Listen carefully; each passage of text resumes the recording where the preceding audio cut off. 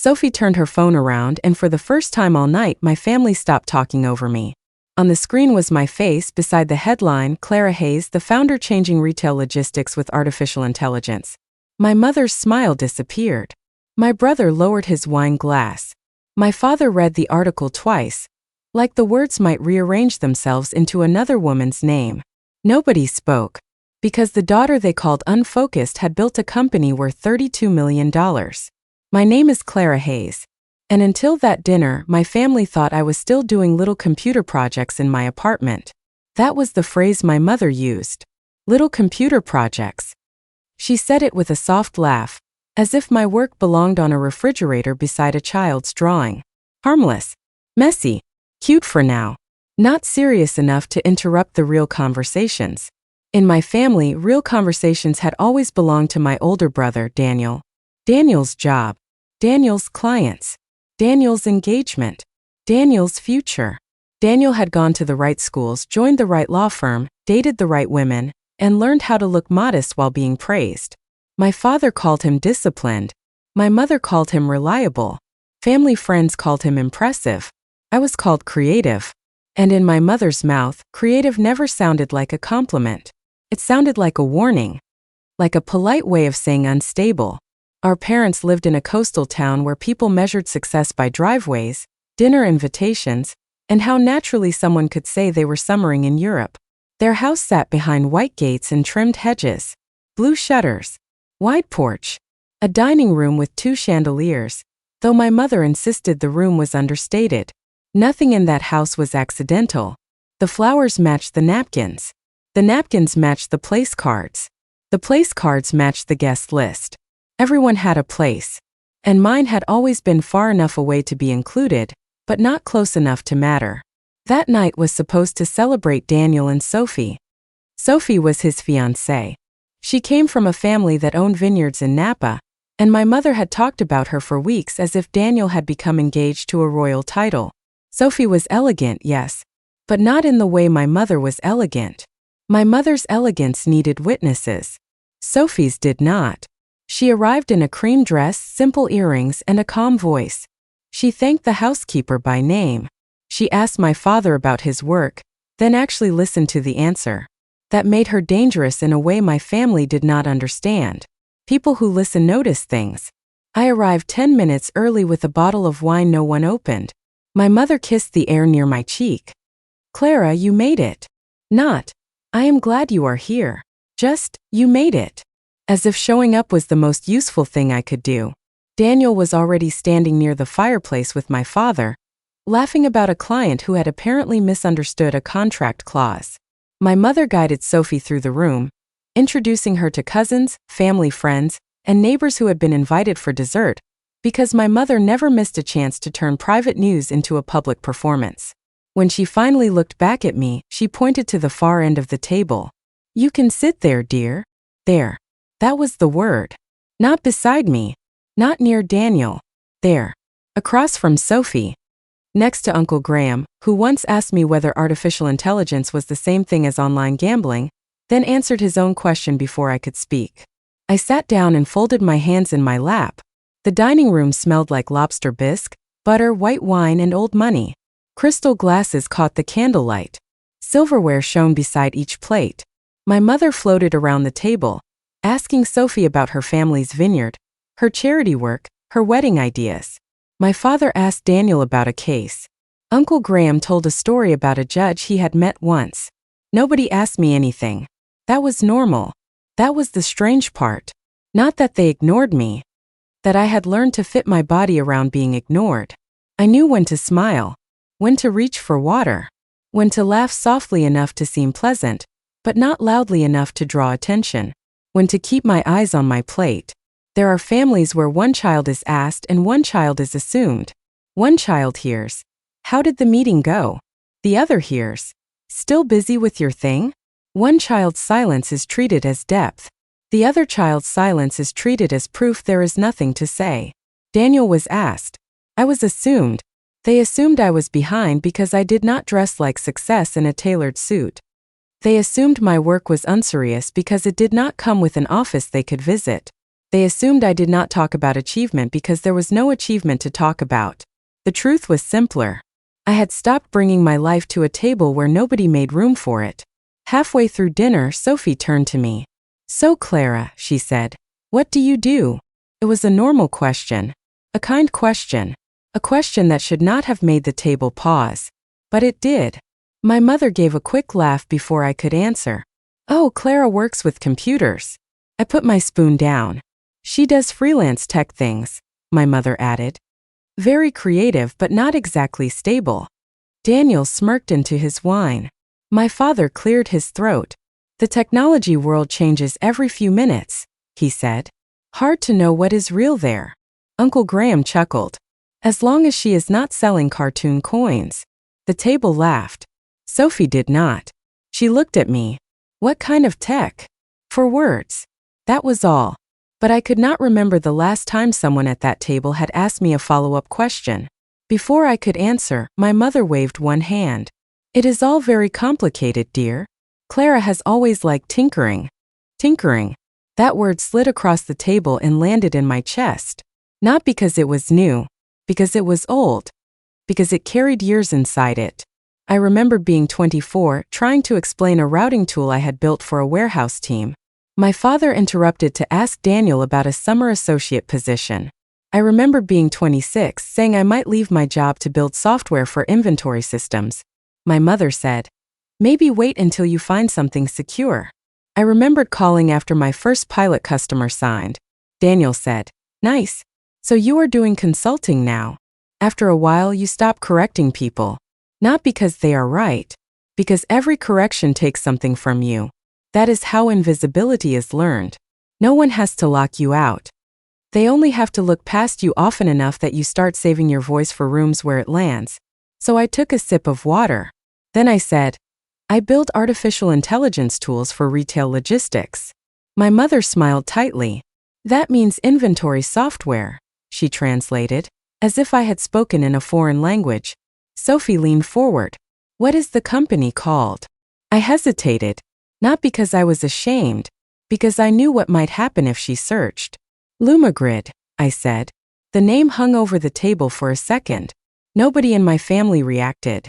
Of course they did not. They had never bothered to learn it. Sophie reached for her phone. My stomach tightened. She typed, scrolled, stopped. Her face changed. It was not shock exactly. It was recognition. The kind of look a person gets when a small door opens into a much larger room. "Wait," she said softly. The table quieted. "This is you." My mother was still lifting her wine glass when Sophie turned the phone around. There I was. A photograph from the Meridian Business Review. Hairpin back. Black blazer. Tired eyes. The headline read, "Clara Hayes, the founder changing retail logistics with artificial intelligence." Below it was Lumagrid's latest funding announcement. $32 million valuation. For national retail partnerships. Expansion into European markets. A product suite reducing inventory errors by nearly half in early pilots. My father leaned forward. Daniel froze with his glass halfway to his mouth. My mother blinked at the screen, then at me, then back at the screen. Uncle Graham muttered, "That cannot be right." Sophie ignored him. She scrolled down. "You spoke at the North Atlantic Commerce Summit?" "Yes." "You were on the founder panel in Boston?" "Yes." "You built predictive inventory software that reduced fulfillment errors by 47%? "In our first major pilot, yes." Daniel set down his glass. "Why did you never say anything?" I looked at him. "I did. That was all. 2 words. They landed harder than a speech." My mother tried to recover first. "Well," she said, "startup numbers can be misleading. Valuation is not the same as real success." Sophie looked at her. "With respect, Mrs. Hayes, for national contracts are real success." My mother's mouth closed. No one at that table had ever defended my work before. Not loudly. Not quietly. Not once. I did not know what to do with it. Sophie turned back to me. "How did you start it?" For a moment I almost gave the short answer. The clean answer. The answer I used at conferences. I saw inefficiency in retail logistics and built a machine learning solution for inventory prediction. Simple. safe, polished. But something about the silence made me tell the truth. I used to work operations at a mid-size e-commerce company, I said. Most people thought our biggest problem was shipping speed. It was not. The real problem was bad inventory data. My father watched me like he had never heard my voice before. Wrong counts, missing stock, duplicate orders, products sitting in one warehouse while customers were told they were unavailable in another, returns getting lost, teams blaming each other because the system could not tell the truth fast enough. Sophie nodded slowly. So you built something? I built a prototype at night, I said. It was ugly, crashed constantly. The first version looked like a spreadsheet had been attacked by a thunderstorm, but it found patterns our existing system missed. I remembered those nights too clearly. My apartment above a dry cleaner, the radiator banging at 2 in the morning, cold noodles in a paper bowl, a laptop fan that sounded like it was begging for mercy. I had no family money in it, no introduction from my father, no client from Daniel, no charity luncheon connection from my mother. Just savings, stubbornness, and a spreadsheet showing how many months I could survive before rent ate the rest. I quit my job with enough money for 6 months. By month 3 I was scared. By month 4 I was pretending not to be.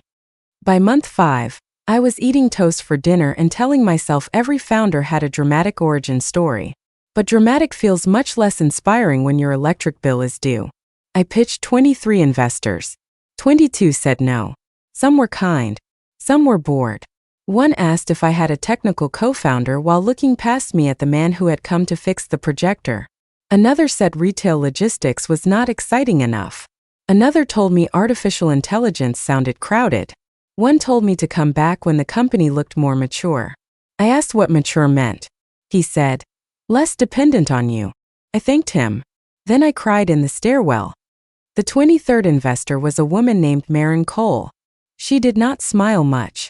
She asked hard questions for 40 minutes. She wanted to know customer acquisition cost, failure rates, data quality, integration burden, and what would stop a larger company from copying us. When I finished, she closed my deck and said, your model is rough, but your problem is real. That was the first yes. Not a giant check. Not a miracle. Just enough money to hire 2 engineers and stop choosing between software tools and groceries.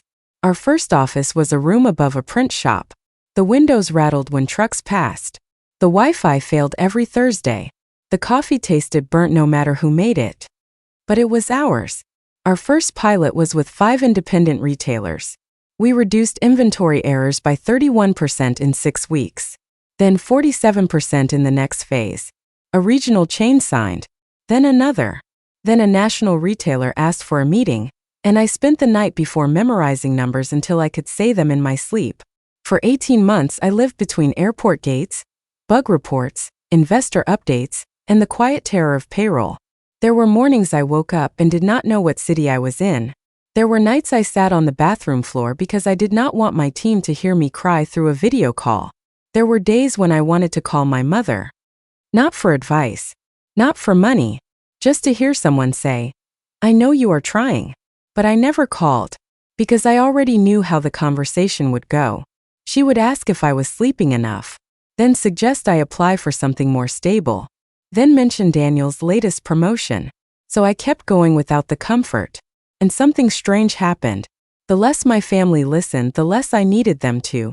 Success did not arrive like a movie scene. It arrived as one fixed bug. One signed contract. One employee who trusted me enough to leave a safer job. One customer who said, this saved us more than money. It saved our team from chaos. That was what I had built while my family thought I was tinkering. When I finished talking, the bisque had gone cold. Nobody reached for wine. Nobody laughed. Sophie looked stunned, but in a good way. Daniel looked embarrassed. My father stared down at his plate. My mother folded and unfolded her napkin. Then she said, Clara, why would you keep all of that from us? The old me would have apologized. The old me would have said I did not want to bother anyone. The old me would have made her comfortable inside the truth. But I was tired of shrinking my life so my family would not have to face how little of it they had noticed. I did not keep it from you, I said. I stopped repeating it. My father cleared his throat. We did not understand the field. It was not about understanding artificial intelligence, I said. It was about asking one more question. He looked at me then. Really looked. That almost hurt more. Because I had wanted that look at 24. And 26. And 30. Pride that arrives late is complicated. It warms something. But it also points to all the years you stood in the cold. My mother's eyes filled with tears. We are proud of you. I believe she wanted that to be true. Maybe it was true in that moment. But pride after proof is not the same as faith before proof. Faith would have been listening when there was no article. Faith would have been asking what Lumagrid meant before a magazine explained it. Faith would have been not laughing when I said I wanted to build something. I gave her a small nod. Thank you. That was all I could offer without lying. After dinner, the house felt different. Not warmer. Just exposed. People moved carefully, like the truth had become furniture they did not want to bump into. My father poured coffee and forgot to offer me any. Then noticed. Then offered too quickly. Daniel kept glancing at me like he was recalculating a person he thought he already knew. My mother touched my shoulder twice, which was once more than she had touched it all year. Uncle Graham avoided me completely. That was fine. I preferred him that way. Sophie found me in the hallway near the powder room. I am sorry, she said. You did not do anything. I know, she said. But that was awful. I looked toward the dining room. It was familiar. She winced. Then she said, for what it is worth, I think what you built is extraordinary. I smiled. This time it reached my face. Thank you for asking. She seemed surprised by that. But it was the truest thing I had said all night. Not thank you for finding the article. Not thank you for defending me. Thank you for asking. Because one honest question had done what years of family dinners had not. It made room for me. When Daniel and Sophie left, Daniel lingered beside his car. The porch lights made him look younger somehow. Less certain. I really did not know, he said. I know. You could have told me. I did. He looked down. That was the second time those words had appeared between us, and this time he did not argue. I guess I was not listening. No, I said. You were being praised too loudly to hear much else. He took that in. To his credit, he did not defend himself. My mother tried again before I left. She stood in the doorway with her arms wrapped around herself. Maybe we focused too much on Daniel. I almost laughed. Not because it was funny, because the word maybe was doing a lot of work. You supported the child who made sense to you, I said. You managed the one who did not. Her face changed. I never meant to make you feel small. I know. That was the painful part. Most of the time, people who make you invisible are not trying to destroy you. They are only protecting the version of you that is easiest for them to understand. My mother wanted me safe, but she confused safe with quiet. She wanted me successful, but only in a way she could explain at lunch. She wanted me happy, but not so changed that she had to admit she had missed the change. She wiped under one eye. We can do better. Maybe, I said. I did not say yes. I did not say no. I had spent too many years giving instant forgiveness just because someone finally named the wound. Recognition is not repair. It is only the first honest sentence. On the drive back to the city, my phone buzzed. Daniel, Sophie knows several people who might be interested in your next round. Want me to set up a meeting? I stopped at a red light and read the message twice. There it was. The new family story already forming. Daniel helping Clara. Sophie opening doors. My parents proudly mentioning Lumagrid at dinner parties as if they had always believed. It would have been easy to say yes. The investors might even have been useful. But access is not the same as repair. A late apology does not buy a seat at the table you built while no one came to watch. I typed back. Thank you, but we are already covered for the next round. I appreciate the offer. Then I put the phone face down. For the first time all night, my shoulders dropped. Not because they finally knew. Because I had not needed them to. That is the freedom no article can give you. The freedom of realizing your value existed before anyone clapped. The freedom of knowing your work was real when it was only you, a broken prototype, and one more night you refused to quit. The freedom of letting people be late without handing them the keys. The city lights appeared ahead of me. My apartment was waiting. So were unread emails, a product roadmap, a budget review, and a team call at 8 in the morning. Real life. My life. The one I had built quietly while my family mistook silence for failure. The next week, my mother called 3 times. I answered once. She asked about the company. Really asked. How many people worked there? What our product did? What made it different? Whether I liked being a founder? I answered carefully. Not coldly. Carefully. Because trust, once neglected, does not return just because someone finally notices the door. My father emailed me an article about artificial intelligence in retail. The article was 5 years old and mostly wrong. But he wrote, trying to understand. I stared at that sentence for a long time. Trying to understand. It was late. It was clumsy. It did not erase anything. But it was more than he had done before. Daniel sent a message apologizing for the joke at dinner. Then another one apologizing for the years before it. That mattered more. Sophie sent nothing dramatic. Just a photo of a bottle of wine with a note. For your next real success, not the fake kind. I laughed when I saw it. Then I cried for reasons I could not explain. Maybe because being seen kindly after years of being dismissed can feel almost too bright. Maybe because part of me still wished the people who raised me had been the first to see me clearly. But wishing something had been different is not the same as needing it to change before you move forward. I used to think being invisible meant no one could see me. Now I know that was never true. My team saw me. My customers saw me. The first investor who believed the problem was real saw me. The retailers whose shelves stopped collapsing into chaos saw me. Even Sophie, after one question, saw more than my family had allowed themselves to see for years. So maybe I was never invisible. Maybe they were looking in the wrong direction. And maybe the best revenge is not making people regret underestimating you. Maybe it is reaching the point where their regret no longer decides how much you are worth. A month later, Lumigrid closed a major contract with a European retailer. The announcement went public on a Tuesday morning. My mother shared it. My father commented with a sentence that sounded like it had been edited 12 times. Daniel called me and said, "I am proud of you." This time I said, "Thank you." And I meant it more than before. Not because I needed his pride. Because I could receive it without starving for it. There is a difference. That evening I stayed late at the office. Everyone else had gone home. The lights were low, and the city hummed beyond the windows. On my desk was a framed photo from our first office above the print shop. 3 people. Bad coffee. A whiteboard full of impossible deadlines. I looked at that photo longer than I looked at the magazine cover.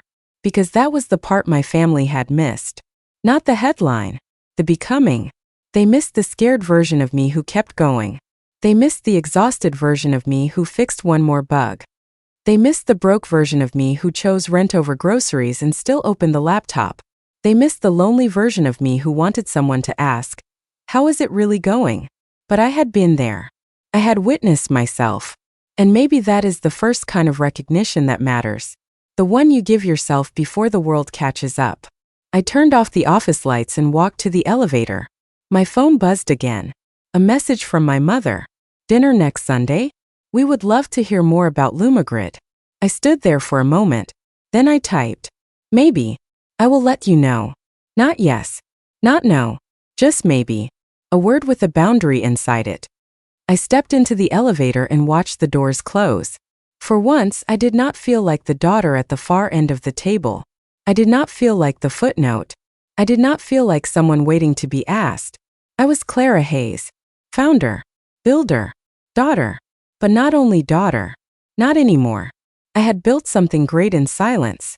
And now the world was starting to notice. But more importantly, I had finally noticed myself. Disclaimer. This video is created for the sole purpose of entertainment. All situations, characters, and stories in this video are fictional and are built entirely using artificial intelligence technology. We hope you have a relaxing time.